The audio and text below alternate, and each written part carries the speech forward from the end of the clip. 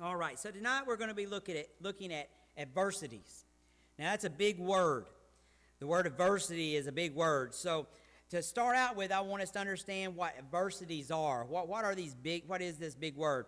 An adversity is a series of something that is a continuous difficulty or misfortune in your life. It's a continuous area of difficulty or misfortune in your life. It's unfavorable fate or a condition marked by misfortune or distress. It's an adverse or unfortunate event or circumstance or events and circumstances more than once. So adversities in life are things that cause us trouble. Let's just put it that way. Things that cause us trouble. Times in our lives that we have trouble. So I want you to think about this for a second, and I pretty much know the answer everybody will have before I ever ask this question. But think about this. Have you ever had any adversities in your life? Have you ever had any troubles in your life? Think about that for a second. Have you ever had any? Think of some that you can say that you've had. Don't start yelling them out, but think of some adversities that you've had in your life. Now, here's the thing about troubled times and troubles in our life. Troubles in our life can come to us at home. They can come to us at work.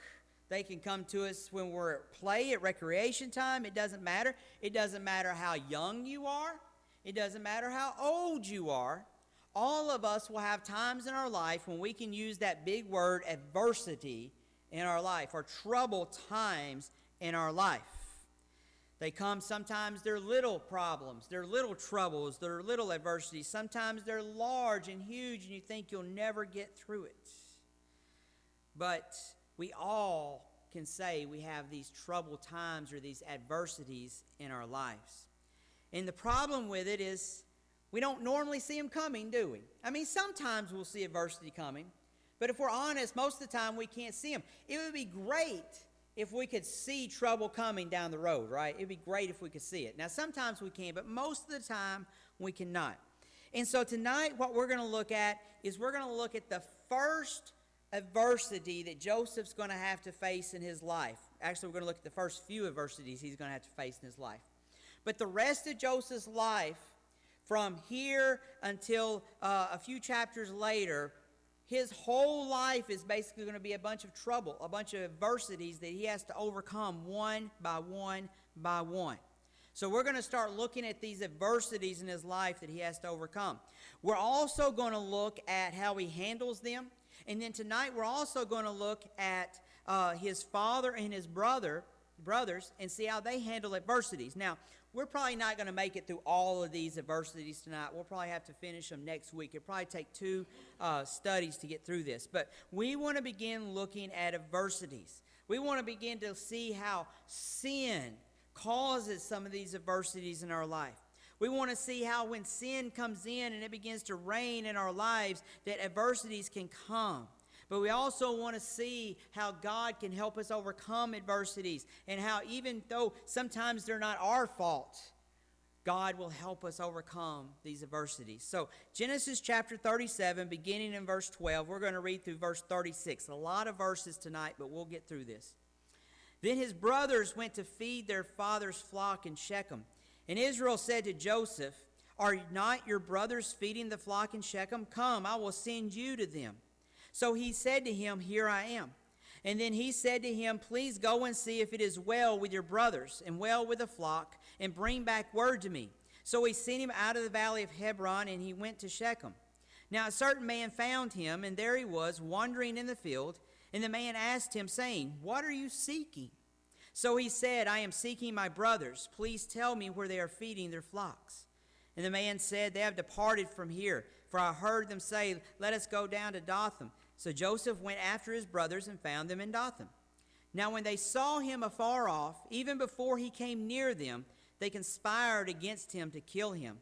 Then they said to one another, "Look, this dreamer is coming.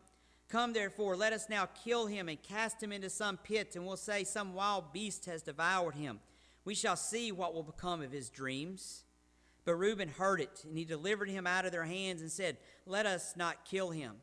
And Reuben said to them, "Shed no blood, but cast him into this pit which is in the wilderness. Do not lay a hand on him, that he might deliver him out of their hands and bring him back to his father."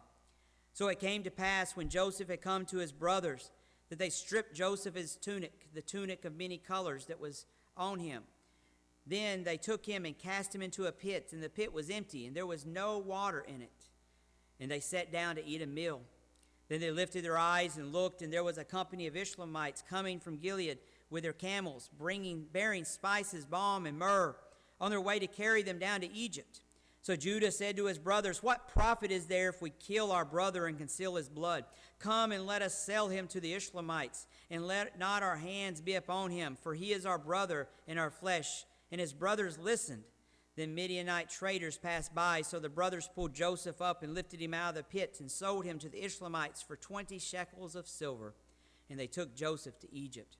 Then Reuben returned to the pit, and indeed Joseph was not in the pit, and he tore his clothes. And he returned to his brothers and said, "The lad is no more, and I, where shall I go?" So they took Joseph's tunic, killed a kid of the goats, and dipped the tunic in blood. Then they sent the tunic of many colors, and they brought it to their Then they sent the tunic of many colors, and they brought it to their father and said, "We have found this. Do you know whether it is your son's tunic or not?" And he recognized it and said, "It is my son's tunic. A wild beast has devoured him. Without doubt, Joseph is torn to pieces." Then Jacob tore his clothes, put sackcloth on his waist, and mourned for his son many days. And all his sons and all his daughters arose to comfort him. But he refused to be comforted, and he said, "For I shall go down into the grave to my son in mourning." Thus his father wept for him. Now the Midianites had sold him in Egypt to Potiphar, an officer of Pharaoh and captain of the guard. A lot of verses, I know. But we see Joseph's life begin to turn here. We see his life begin to turn. And what we want to do tonight and next week is we want to look at the people involved in the story. And we want to see the adversities in their life. And we want to see the good ways and the bad ways they handle these adversities in their life. So we're going to start with Jacob tonight. We're going to start with the father, Israel, here. You'll see him mentioned in these verses. He's called Israel. We're going to start with Jacob or Israel tonight in these chapters. And we want to go through and we want to see how he had some adversities in his life. The adversity that Jacob had that we see here is his family. He had trouble with his family. He had an adversity in his family. He went to Joseph and he told Joseph, he said, "Go and check on your brothers. Go and check on them." They were way off. They were away from their family. They were tending their father's sheep. They were miles and miles away. And Jacob came to him and said, "Hey, Joseph, I want you to go watch or go check on the brothers, and I want you to bring me back a report of what is happening." Now, why is this an adversity for Jacob? It's because Jacob should have known the way his sons felt about Joseph. He should have known this. He should have known the way they felt. His adversity, his troubles was his sons. He couldn't control them. They were in Shechem. If you go back a few chapters in chapter 34, we saw that two of the brothers, Simeon and Levi, had murdered an entire village in Shechem to avenge their sister. And so we see here that there was anger in that region and there was trouble. But here he was sending Joseph right to the trouble. The adversity that Jacob had overcome was his family and his sons. He did not know how to control them. He didn't know what to do in life. We see Jacob passing his troubles over to Joseph and saying, "Hey, Joseph, go check on them and let me know what's going on."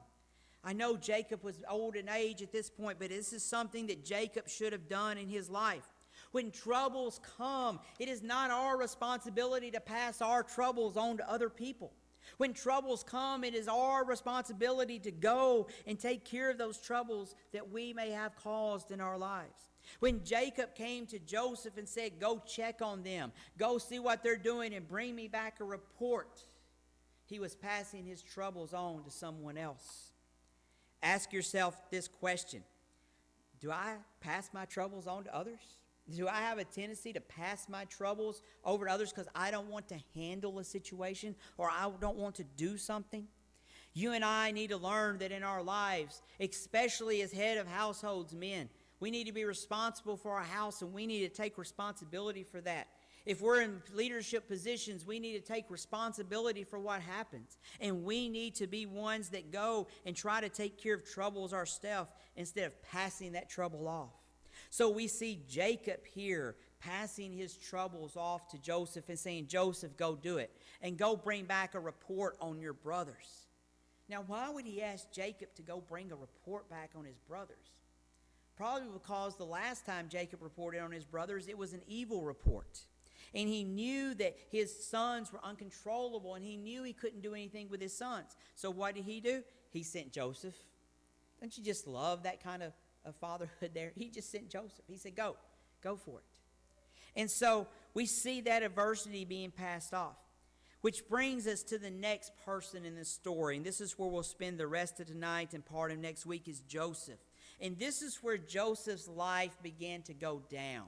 This is where Joseph's life really took a turn. When Jacob came to him and said, Joseph, go check on your brothers. As soon as he said that to him, his whole life was beginning to change. You and I may not realize it. He didn't realize it. But his whole life was going to change because of adversity. And the first adversity that Joseph had in his life that goes back to his father. His father was a trouble. I just talked about how bad his father was, but I mean, if we're honest, Jacob was a pretty lousy father to his sons and daughters. I mean, I'm not going to sugarcoat it. He was a lousy father based on what we know. And because of his lack of involvement in his family, he's putting Joseph in danger. He's putting Joseph in danger, so he was oblivious to the hatred his sons had for Joseph. He was out of touch with what was happening with his son's hatred. And here he is. He sent Joseph miles away to a place that was unfriendly, far away to check on his family. I don't think any of us will look at Jacob and say that he would win the Father of the Year award. But how do you and I, ask ourselves this question, how do you and I prepare those that we love? How do we prepare those that we are over? How do we prepare them to go into dangerous and adverse situations? It doesn't have to be a physical danger. It can be a situation as simple as knowing that there's going to be trouble if you're going in to talk to someone or you're having family issues. How do we face adversity? How do we face adversity? Joseph faced adversity this way. He said, here I am, Father. I will go. Think about that. Joseph knew there was trouble. He knew he was going to Shechem. He knew he was going to go to his brothers who hated him. He knew his father had told him this. And what did he do? He obeyed. Think about that. He obeyed. He said, I will go. Maybe he wasn't thinking about the danger. Maybe he was thinking, I get away from my household for a little while. But through it all, Joseph obeyed his father. He obeyed even though he knew he was going into danger. And we're going to see Joseph in his life do this over and over and over again. He's going to do what's right regardless of the cost. So he's overcoming his father's adversity by saying, I'm going to do this. The second thing that he has to overcome is his brothers in life. It's quite clear that Joseph's brothers rejected and hated him. Think about this. It says when they saw him afar off, he was way off in the distance. Before he ever got close, they began to plot to kill him. Now I know most of you, if not all of you, have a sibling in your household, right? Now, I know you've probably felt like you've hated your sibling before, but have you ever got with your other siblings and plotted to kill anyone before? Probably not. But here they are. They're plotting to kill their sibling. They're plotting to kill him.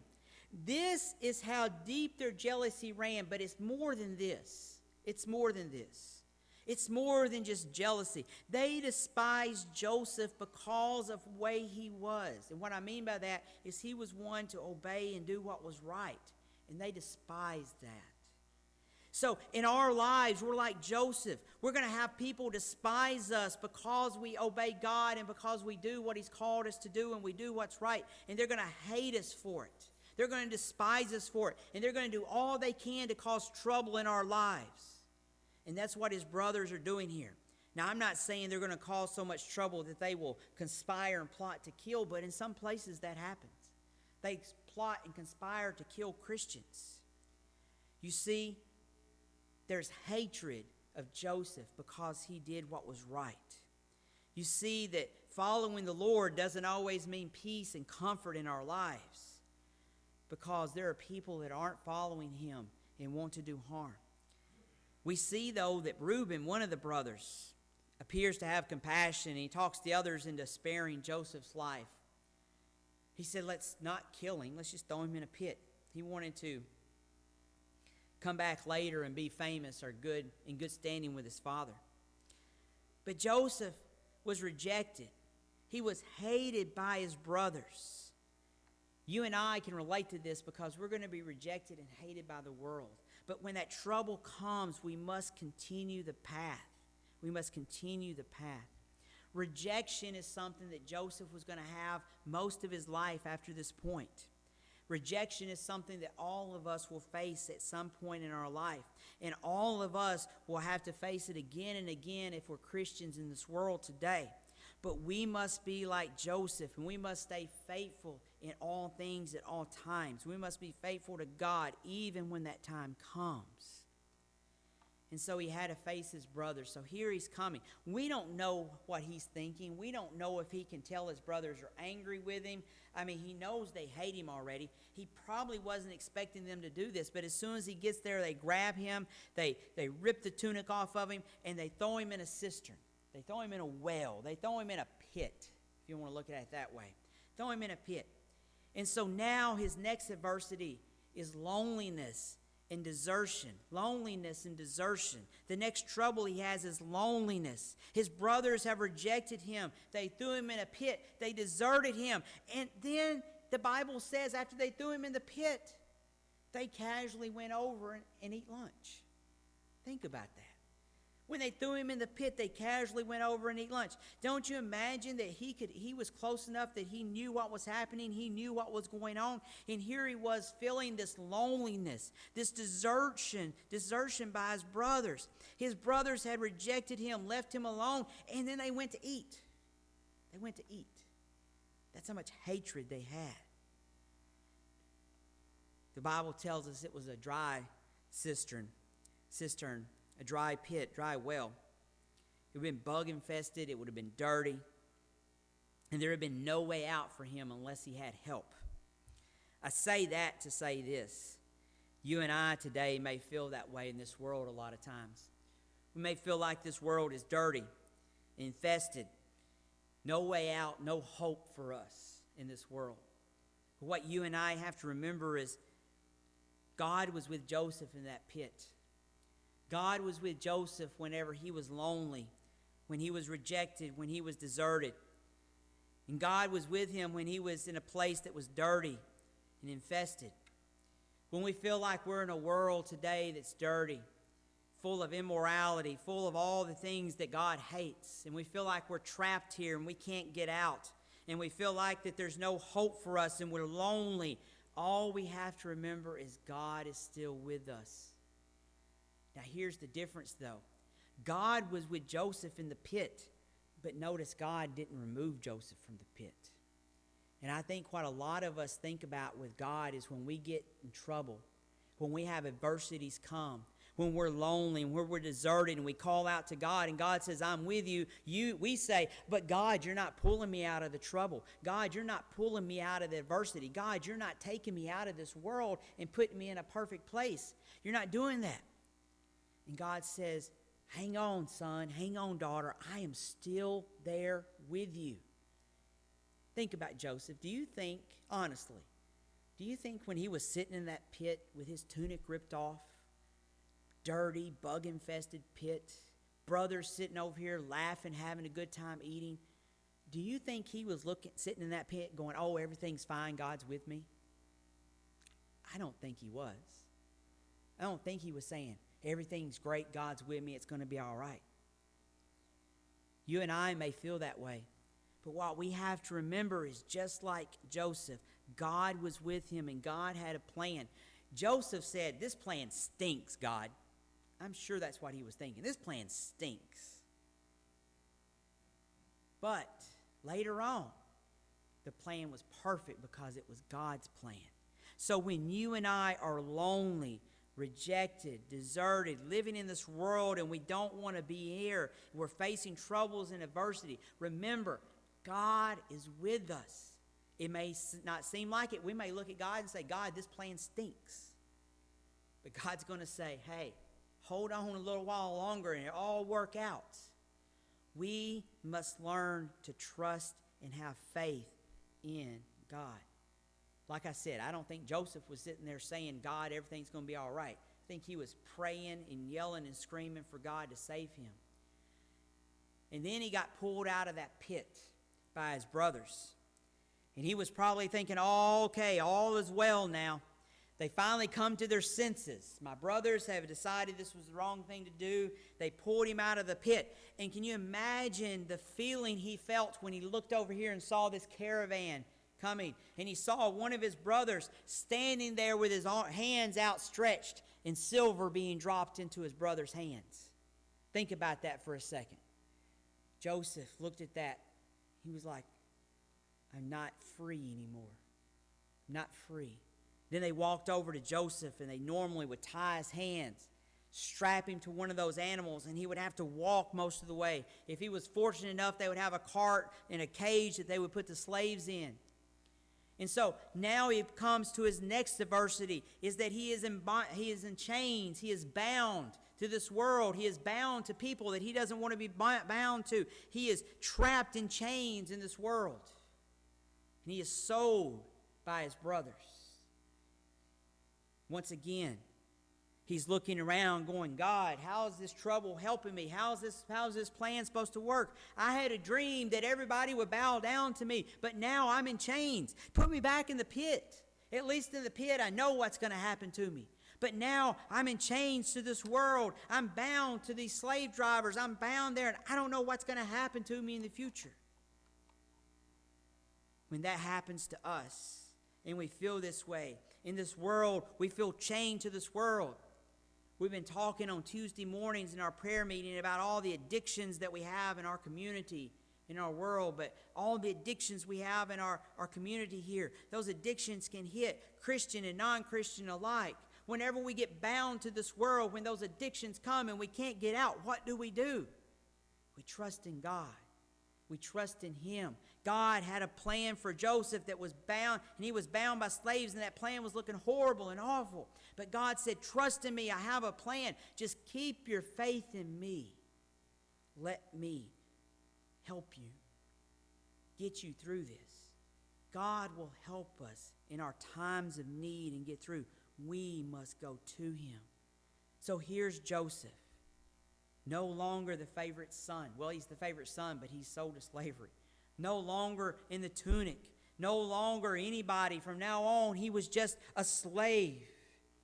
And God was looking down upon him saying, my plan is perfect. And Joseph was shaking his head going, no, it's not, God. And God was going, trust me. So what I want to say tonight is when troubles come, when adversities come, and we look at God and say, God, this plan stinks. I don't like it right now. We have to continue to trust in Him.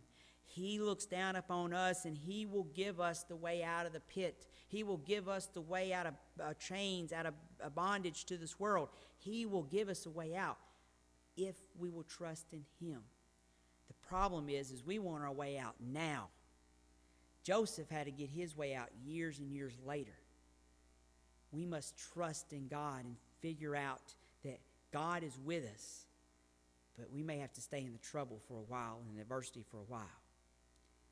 So next time that trouble comes, next time you feel like you're in the pit, next time you feel like you're facing trouble that you can't overcome or somebody puts their trouble on you, trust in God. Know that God is there, but know that God isn't a God that necessarily delivers you from the trouble. God's a God that walks with you through the trouble. Focus on Him. Stay with Him and let Him be the one to take you through the trouble. When we pick up next week, we're going to look at his brothers. I know we've already taken a good look at them, but we're going to take a deep look at his brothers and how his brothers are like the world to us and what that means for us in our life.